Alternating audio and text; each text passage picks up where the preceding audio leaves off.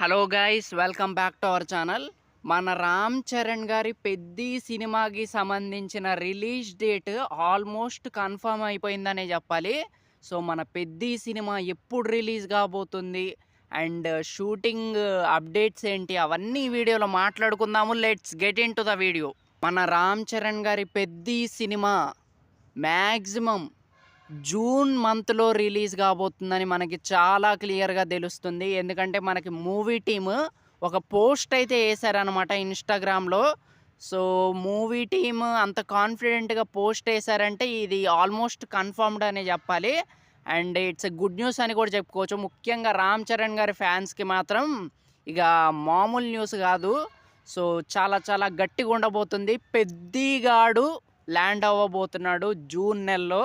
So Peddi సృష్టించే విధ్వంసం అంత ఇంత కాదని చెప్పాలి.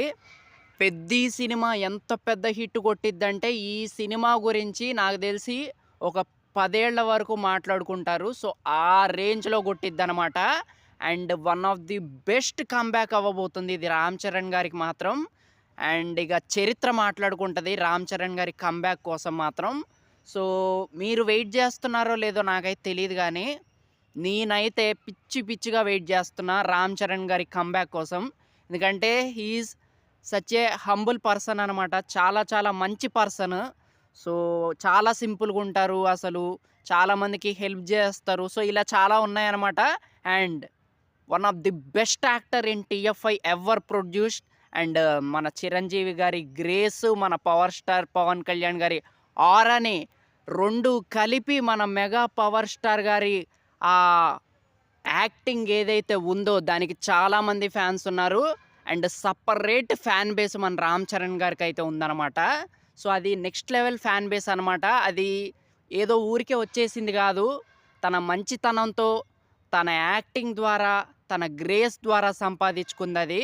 సో అదైతే చాలా పక్కాగా చెప్పచ్చు.